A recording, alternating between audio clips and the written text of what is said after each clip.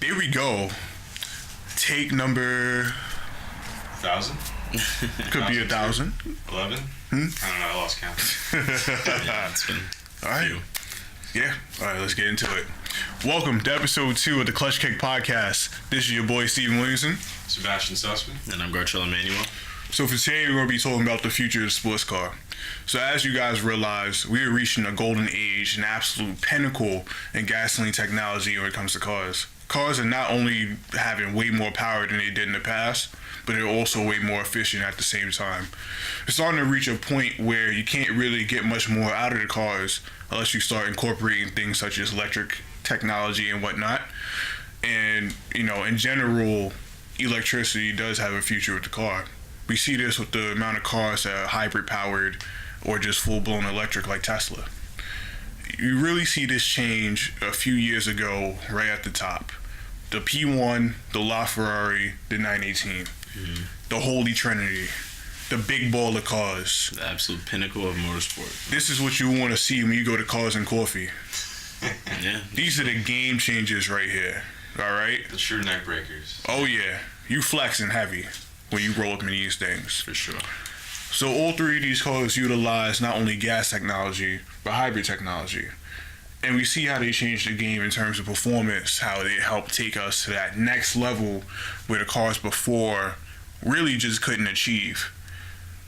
And they all have their own electric mode, so you can move. Well, for the LaFerrari, you can move it. But the P1 and 918, you can actually drive the cars in full electric mode. Yeah. And, you know, at some point, there's probably going to be a trickle-down technology. So talk to me. What do you guys want to see in terms of this whole hybrid game in the future? Well, Yeah, go ahead, man. well, in terms of new technology incorporated into vehicles, I think there's going to be a new regulation though about cars. Their fleet there has to be of 50 miles per gallon.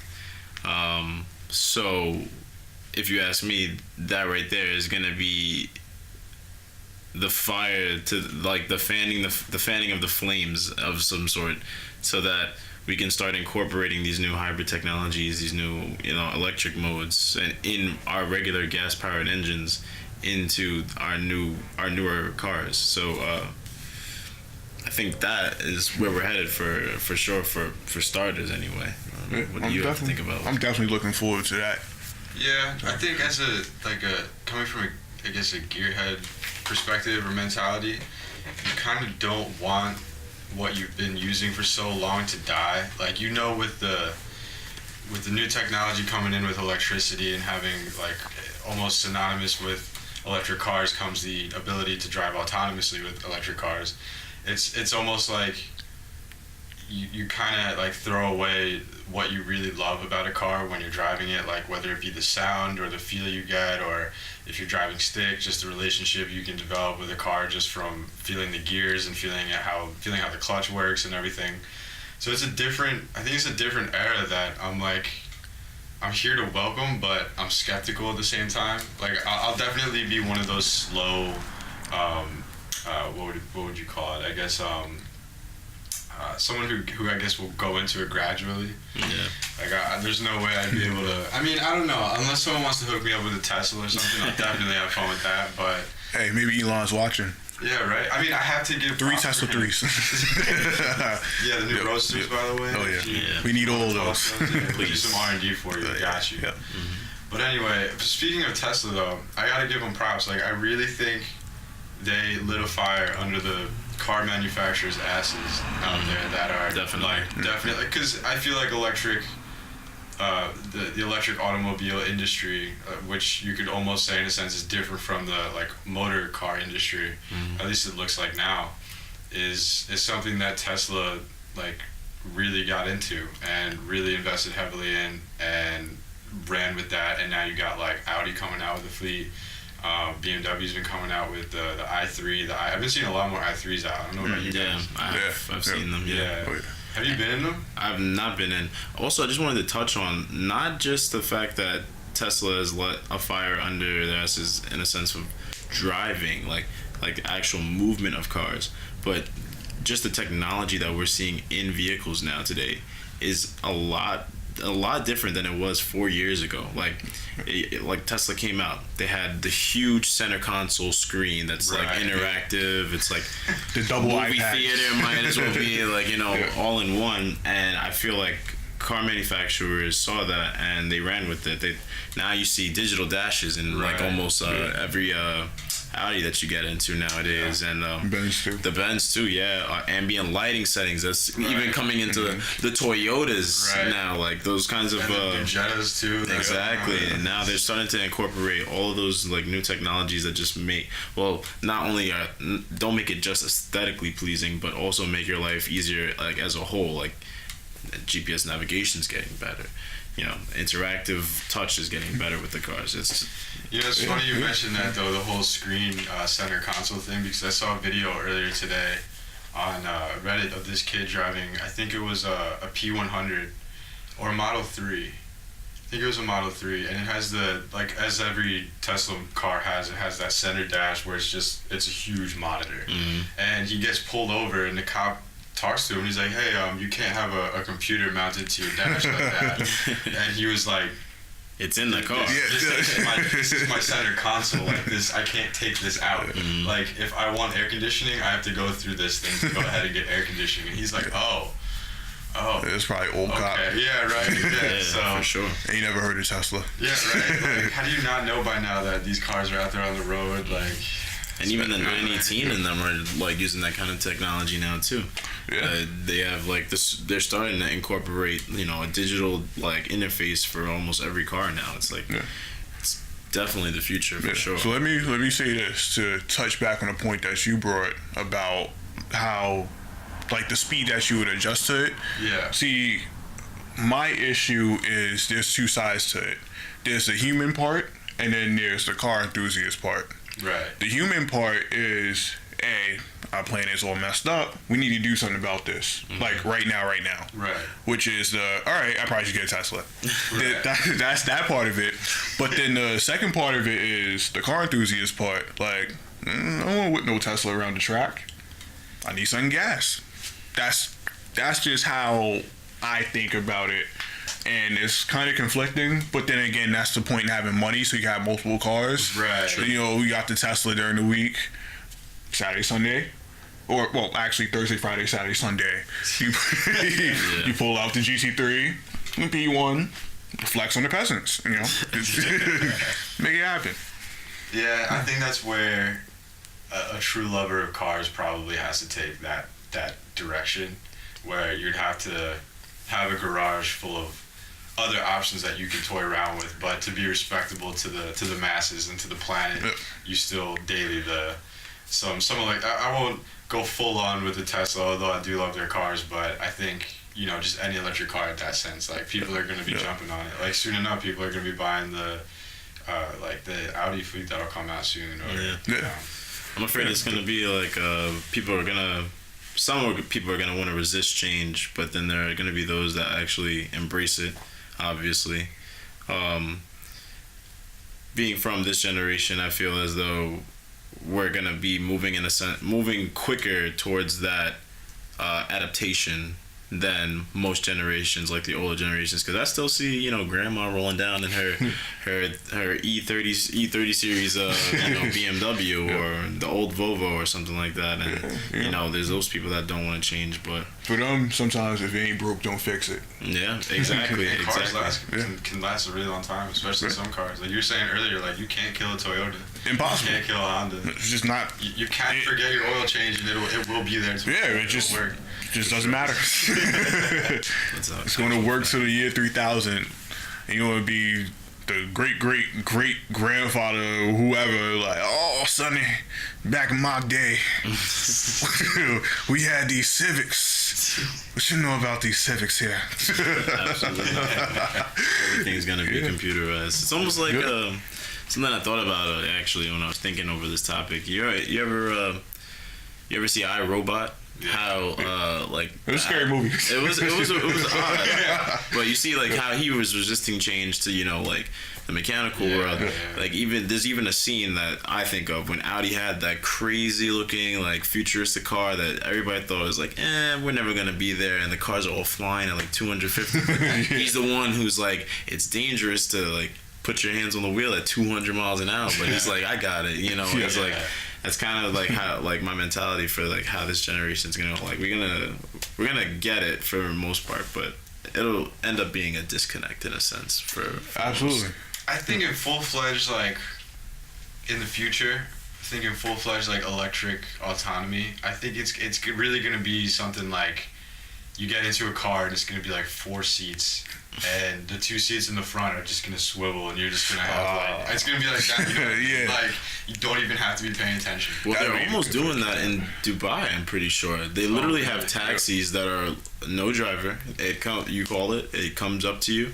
You get in. It takes you to your destination. I'm not sure if it's Tesla or another manufacturer that I personally haven't heard of, but it literally is just a car that takes you from point A to point B with no interaction from you at all. So it's like you just sit in the back seat, you're talking to no one, you're looking at no one, the car's just driving you to your destination. So definitely on the way. While I do understand it, I would be completely freaked out that I might get kidnapped. Yeah. Like, well, not even that. Where is it like, going? it's like being in something so familiar that you've been in for so long, a car, so like a vehicle with 4 wheels, and you're not, like, no one's controlling it. Like, that's gotta freak you out a little bit. Yeah. Like, you know, like, I think especially with knowing in the fact that, like, other people on the road aren't driving autonomous cars, that makes it more dangerous. Yeah, for sure. All those old farts out there in the Cadillacs, you know. Yeah, especially They dangerous. Dubai, they're out there in the Ferraris and That's probably the only thing that's like stopping the progress of, you know, switching to autonomous cars is the fact that not everyone is going to assimilate. It's going to be next to impossible to have everyone driving an autonomous car. It would take, I feel, like hundreds of years for some reason for everyone to just switch completely from, you know, a non-technological car, I guess you could say, in a sense, to a full-on, you know, this is the real deal. Like, you don't have to touch the wheel anymore, you know.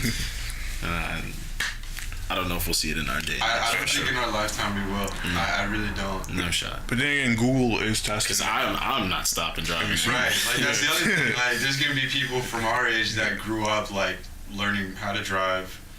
Like, I'm sure you guys, once you turn like 16, you're like, I need to get my permit. Yeah. And you started driving ASAP, and then Seems like so long ago. Yeah, right.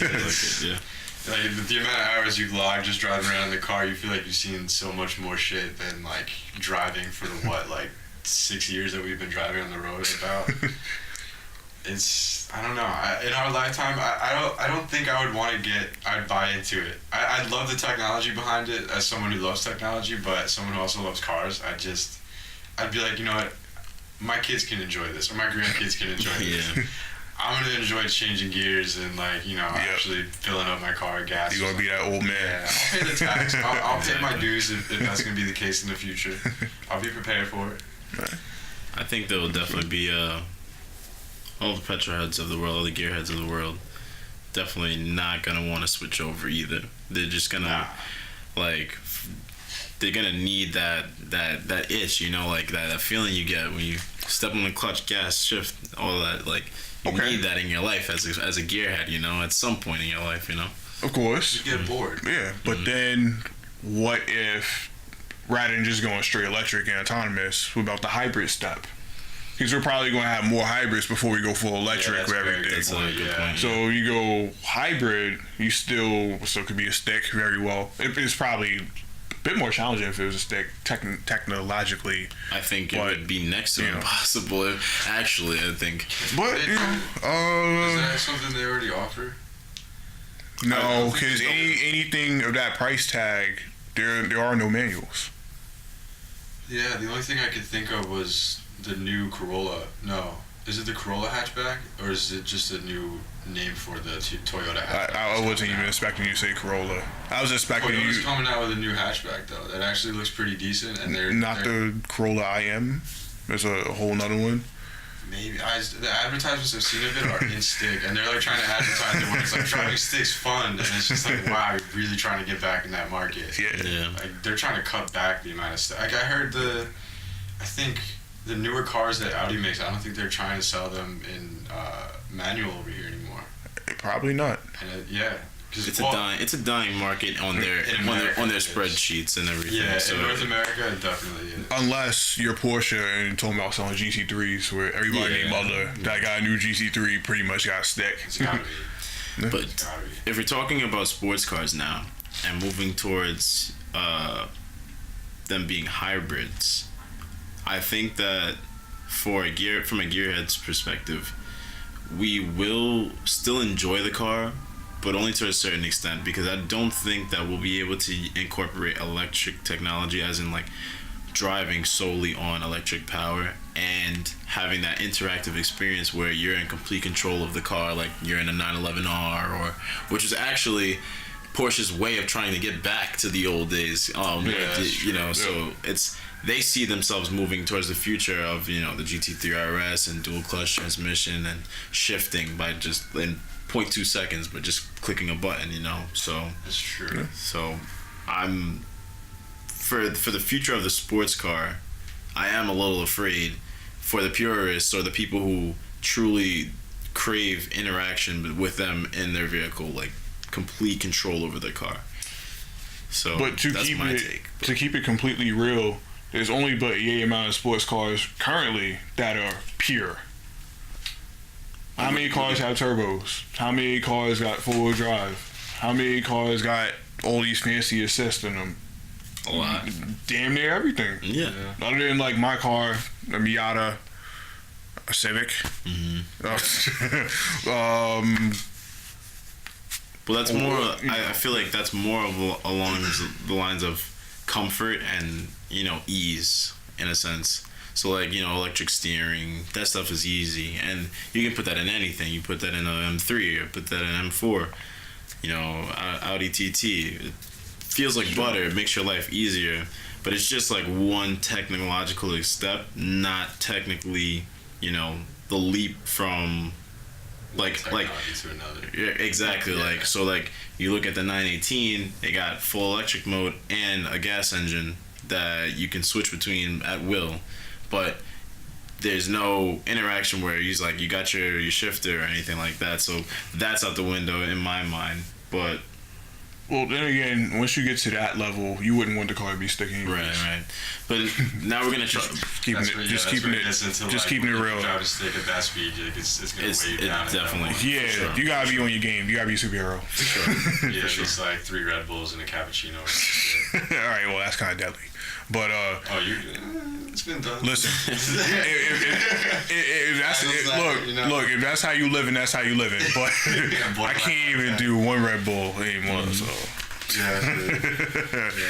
yeah. So since we've been talking about hybrid cars, how do we feel about the actual tuning of hybrid cars in the future?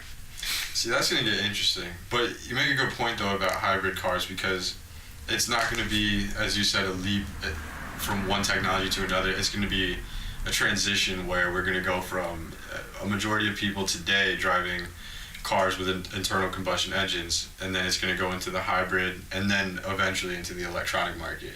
And then I think what's going to happen though is in the hybrid category, what they need to do to get electric cars to really be popular is to increase the amount of charging stations. Because then you get people, because the primary concern I think with electric cars, or even in some cases hybrid cars, is the ease of access. Yeah, pretty much. Yeah, and everyone accessibility to the actual source that they need. Yeah. Like how many public places do you go to? Like I feel like when you get to the point where you're driving around and you see electric charging places and you don't go, oh wow, you can charge an electric car here. That's when things are starting to make moves. That's when the electric car industry, I feel like, is really trying to take it on and make advancements. Yeah. Because right now, you go somewhere and they have an electric car charging station, you're surprised. Yeah. Because there's not a lot of people that have electric cars now. Yeah. So with that hybrid aspect, I think increasing the amount of like electric car charging stations, because there's already loads of gas stations, it'll just prep us up for the next range of technology, which is electricity. Right. So I think that's the realistic trajectory of where it's going to go. And tuning hybrid cars, I don't know. Is there really that much you can do, like tune-wise, to a hybrid car that? Oh, we don't know yet. We'll find out when we get there. Well, there'll still be, you know, the obvious engine modifications that you can make to it to improve, you know, how fast your, you know, combustion cycle is going, injectors, et cetera, exhausts, things like that to increase flow. I'm sure, because it's still gonna have the restrictions from the factory. Yep. Now, moving on to like I guess the actual computer aspect of it, that is where I feel like you're gonna get into a very, very gray area. You're gonna need some very talented people to step forward, you know, because that the logic in these computers, in these cars, was a lot simpler and is a little simpler now, to the point where, you know, you can plug and play and, you know, tune it to the way you want. But what happens when you have, you know, two separate computers or one main computer that you have to now interface with, and it's controlling literally all of your electronic, like, you know, data, and like switching between, you know, like hybrid mode, or like gas mode, or full electric mode, or full gas mode. That's gonna be like, I feel, a tuning nightmare. Yeah, you're gonna have to be an electrician and a tuner, pretty much, just to actually get like 3 horsepower. Because if you go in there and you change any bit of the code, it could potentially like destroy your car, your vehicle. I feel, in a sense. You know what I mean? Like, you know, McLaren never had the intent of making their cars like tunable. It's kind of just like, you bought it, it's 918 horsepower, or, you 903. know, 903, excuse me. Exactly. And then it's just like, what more could you want? You have everything at the push of a button now. What more do you need?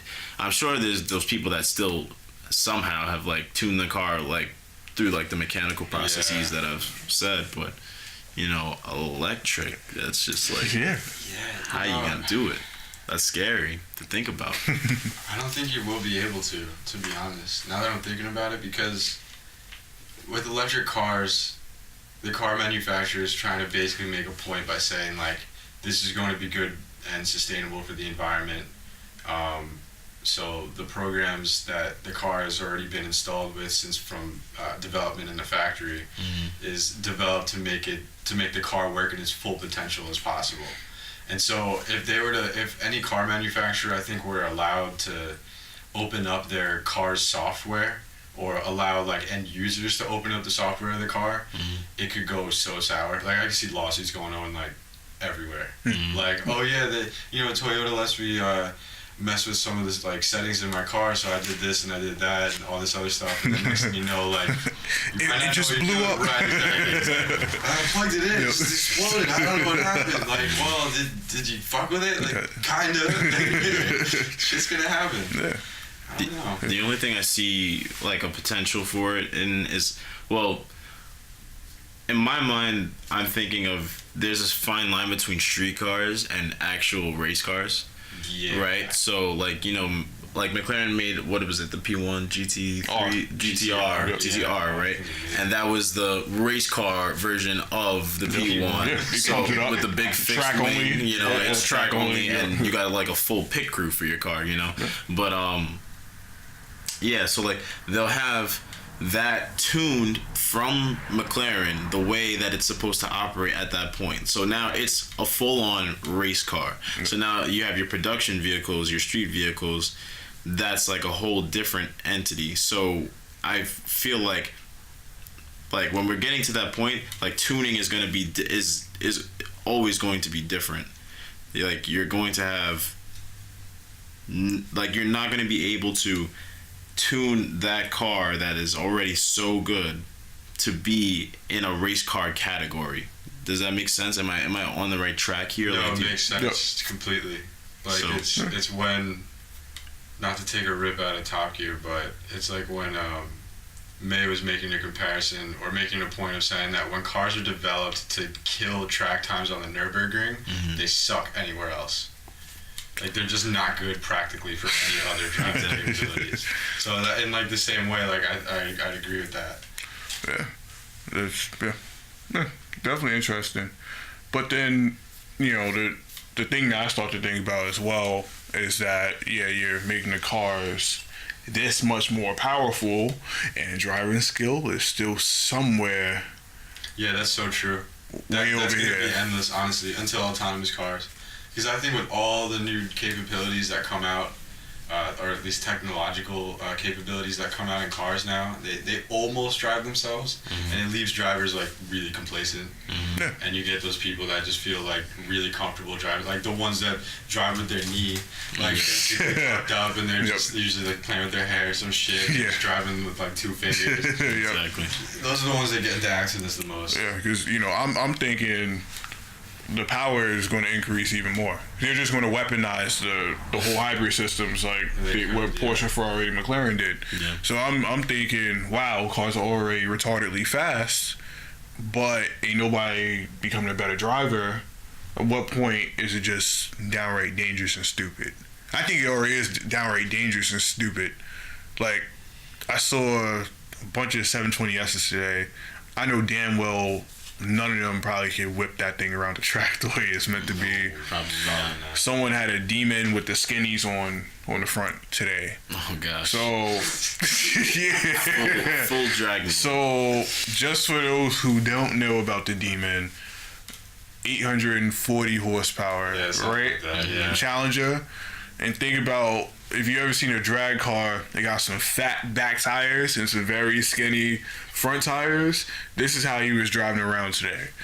He's a menace to society, and I hope he's watching. See, those are the people you purposely record leaving meets because you're like, yo, he's gonna fuck up, he's gonna crash. Because you always see that one video of people at meets where it's always that one Mustang that peel out and just peels out into a tree or something. Like, Tearing stuff up, man. you gotta leave making a scene. Yeah. Not to throw any shade to the Mustang drivers, but it's just kind of fun. I love Mustangs. Oh, Mustangs are great. But there was definitely a span of time where they dominated the internet. Sorry to say. It is what it is, I hope them days are over. I think they are. It looks like, I mean, they've done a lot of corrections to their suspension, which was most of the problem that they had. I mean, power was definitely not their problem. Drivers. I mean, yeah, that also does come into play. Skill. The driver mod is a real thing, people. Yeah. That's number one thing. Don't put it to the floor if you don't know how to control it. Yeah, exactly. Don't test it out leaving the meet. You should have did that like the week before, just some other time when nobody's around, just so you know you're not gonna hit anybody. Yeah, but sure. clearly, these folks were testing it out on the fly, and boy, were things going wrong. Yeah, for sure. Yeah. That can happen easily. Yeah. I mean, it just goes further into just driver complacency. But in cars like that, it's not like that car drives itself. Yeah. It's just the confidence with the driver at that point just gets so high that it's just like, well, I know I'm pretty good, so I know my car can hang for whatever I can. And usually they find out the hard way. Yeah. Crash their shit right afterwards, but Yeah. So let me ask you guys this: what car, think like mid-level, would you like to see as a hybrid? As a hybrid. I'm thinking an M3. I think a hybrid M3 would be a lot of fun. I would agree around BMW and their M car series for sure. They're already so good, It's just like you've done the V8. You now got the inline 6 twin turbo now. Where do you go from there? Because the next thing it's gonna be a supercar, or are you gonna just keep pumping out the same thing? I feel like they're at a good position at this point where they could take that leap to trying to make the car a hybrid. We probably see the loss of the manuals, unfortunately, but it would open up a whole new gate for that platform. I see. Yeah, I think because we were briefly talking about it earlier, but in F1 it's just it's a inline 6. No, V6. V6 V6 with a turbo, and it's a hybrid system with a Curtis system. So I feel like car manufacturers are definitely gonna have to take a rip out of that page. Yeah. Yeah. Well, you already seen it because remember Project One Oh, is that's going to true. have that. Yeah. For $2 million. Yeah. Yeah, you gotta pay to play. That's true. That's very true. Man, that thing is beautiful though. Oh, I yeah. mean, I can't imagine. I want to see someone doing a review of just driving it around or just seeing it on a track. I'm sure in the near future. It'll get there. I've seen some Yeah, spot well, shots Yeah. already. It's So just- it's like one of those cars where like you see it and it's not on the road and you're like, man, I really want to see it on the road. Like, how does it behave? Or on a track or something, you know? it's gonna be retarded. It is, but I'm so curious. Yeah, that's something that's at the level where they're gonna have to train you how to drive the car, because no mere mortal is going to be safe with something like that. Right. Yeah. I mean, it was developed. It was helped developed by Hamilton, right? Lewis Hamilton. Yeah. So it's coming from an F1 mindset in its creation. So you gotta have at least some kind of knowledge of how downforce works and how the technology behind driving a car that goes that fast. You gotta like realign how your brain thinks in driving cars at that point. Yeah, you gotta be on your game, otherwise, Yeah, you're like, gonna need another like a one. $2 million car. Yeah. You're gonna need another one. Oh Yeah, yeah. for sure. Yeah, I can't even imagine the insurance. They're like, hey, yeah, about that Project One, I'm gonna need another one. Give us 6 years Word. That'd be. and $5 million. I think I'd also want to see Mercedes take a nice leap in their production vehicles for hybrid. AMG GTR hybrid. That'd be cool. Yeah, that would be pretty cool. Okay. And I think they're already starting to incorporate, planet-saving features, I guess you could say, in their cars. I don't know if you guys ever heard, but this is just like totally out of left field. If you're ever like sitting at a stoplight and you see like a newer model of car, any BMW, Mercedes, anything like that, Lexus, listen to when right before they start to I know move. exactly You hear where you're going with this, it sounds like the Yeah, car turned it off, does. and it sounds like It it's does. turning It back does. on. It's stop start. It does. It's so weird. Like in my opinion, I was just like, why? What is happening? Like inside this car, like that it does that. But I mean, I've driven my Honest 3 Series that's like that, so you can turn it on. Okay, so how is that then? But like when a light turns, like if you hit a stop sign and you fully stop for the stop sign, does the engine turn off? Yeah. And then you let go of the brake, does it turn on? Once Yeah. the brake lets go. Yep. It'll turn Okay. on. It'll just start to roll. Wow. It's But there's so lag deep. though. There's at least like a 2-second lag, 3-second lag. It's actually quicker than you think. Really? it's very quick. It's Yeah. like if I'm in my car and I have to go into first gear, for Right. either car. By the time we both start moving, that car's ahead of me for sure. It's not like a full like if I was to sit there and Right. like it's just like and it's off all on its way like almost it's- instantaneously. Yeah, that's true. It's So- it's a weird sensation because when she got it and I was driving it, I didn't know it had it. So I just pulled up to the stop sign, the car just cuts off. And I'm like, That's the It sounds like it's off. yeah, I'm like, And then yo, it's just your car just cut off. And she's like, oh, it's the stop start thing. Take your foot off the brake. Take your foot off the brake. It immediately starts to roll, and you hear it fire right back up, and So boom. it goes on to it's a hybrid powered car in that sense? No, No, regular so gas. it's What just- happens is the engine just turns off. Yeah. And then all the electrics in the car are still on. Yep. It's basically like turning your key, or like I know it works differently in push to start cars, but like when you have a key to start actual car and you hit that middle Right, second, where like pretty much Yeah. everything Before- comes on right right. before you Yep. crank it. So Yeah, is that sort of like It's- where it Yep. sits? it's something like that. I It would fires assume. up way quicker than That's if you were to actually start your car. It's like The car a is still very in a sense instant. running, but yeah, it's just like Yeah. it's like almost like a sleep mode like on a computer. Your computer's not Yeah, off; that's a it's good still way, right. on. But as soon as you press a key or touch the pad, it's back on immediately, and you just start working right again. See, that's you know what crazy because my understanding of cars and stuff like that, and like when you're dealing with engines, I feel I could be totally wrong, but I feel like it's as simple as off and on. I mean? Yeah, And like when it's off, at that point, I guess all power and electronics have just reverted to either the battery or however it's being converted through. I don't know, maybe the alternator. Doesn't the engine need to be running for the alternator to be running? yeah. Usually, Technically, yes. So But- maybe it's just coming all through a battery.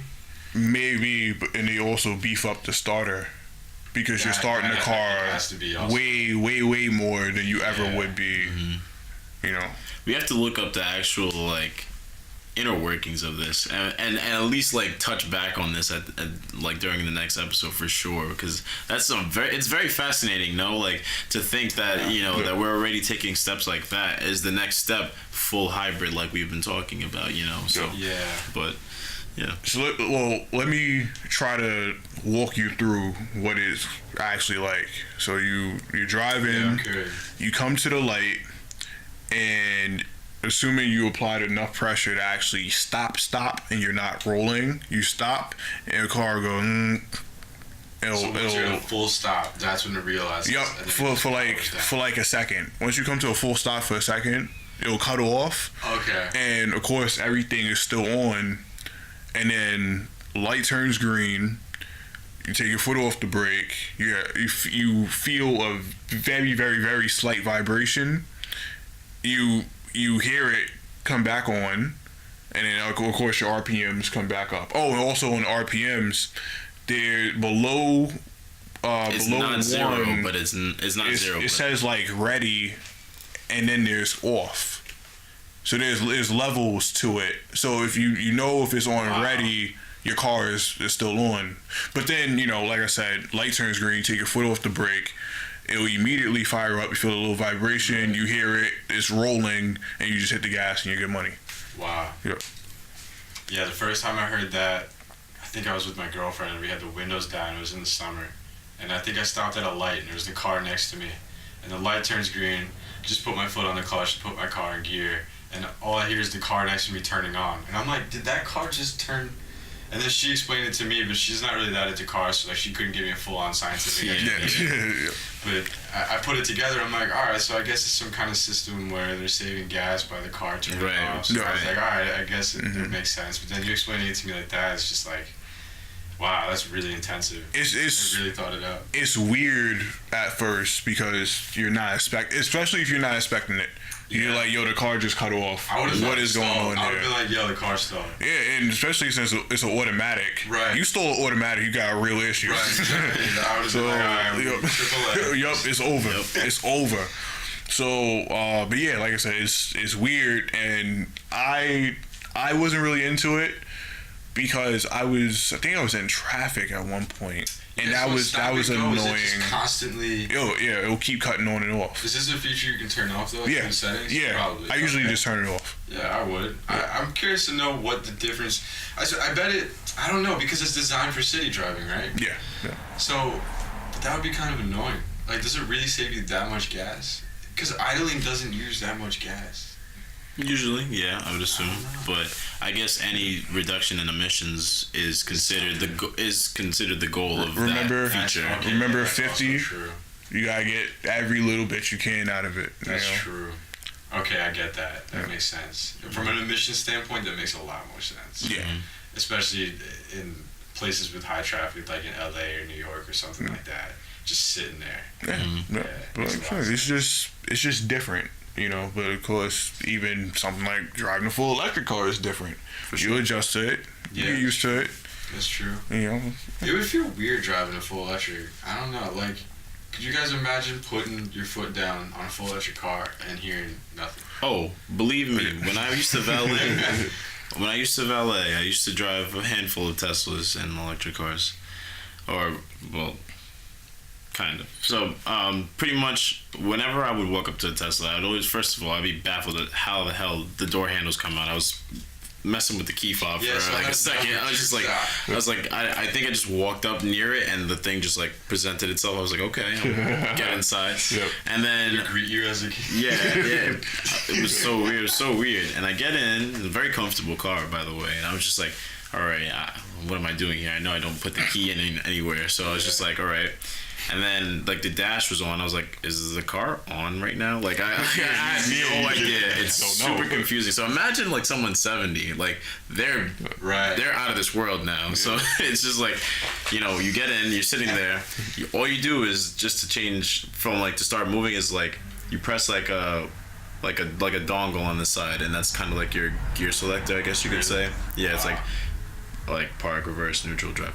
But Oh, okay. yeah, so like you just go like boop, and now it's in drive, and it's like I think I'm in drive now, and then you let off the brake, and it's like, oh, we're moving, like it's happening, like, you know. So it's a very, very different experience, honestly. No vibration, nothing. Like, it was scary almost in a sense. There's no electric whine. Nothing. It's the quietest thing I've ever experienced. It's that's funny.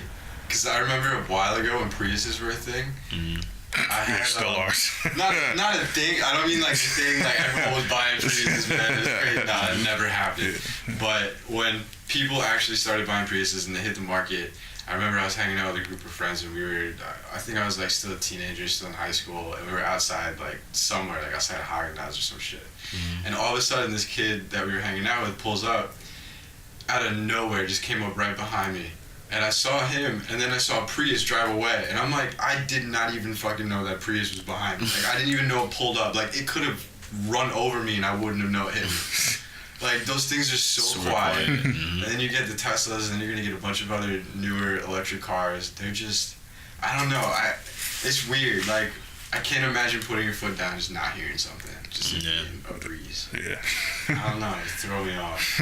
It was very cool. It was a very cool experience whenever I got to drive one. Like, I would always be like hoping, like, I hope that driver comes. I want to go get his car. You know? But it's just like an experience in itself. It's much different from anything I know, because, you know, I get in, clutch, start it up, you know, right. and it's just like. I would love to see. Yeah, I would love to get in one. Yeah. Well, like I said, Elon, if you're watching, 3 Tesla Model 3s, you drop off my house. Give us a month. We'll get back. Our people will call your people. Yup. Exactly. Yup. We gonna work it out. We gotta get some people first, though. Yeah. All right. Well, I guess we will conclude. Yeah. So, you know, I'm definitely looking forward to what the future beholds in terms of hybrid more so than electric power. Of course, you're going to see it trickle down. And I look forward to mid-range sports cars in particular having this hybrid power. It would be more accessible to us. And it would be fun. I think that'll be the next step for sure, yeah. Yeah, I think so. Logically, I definitely see it. I'm patient, though. I'm not going to be excited for it. I'll be patient for it.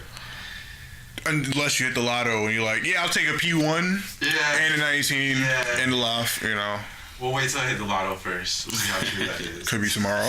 Could be tomorrow. I gotta take it first. Yeah, it could be tomorrow. Yeah, it could be tomorrow. Yeah, no, it's true. Yeah, you're right. On that note. All right. That's good. Thank you. Now stay tuned for the future. We got some great things in store. And, you know, hopefully can pump stuff out a bit more frequently for you guys. But trust me, we're working on it. And we appreciate all you fans out there. Thank you. Have a good night. All right, good night.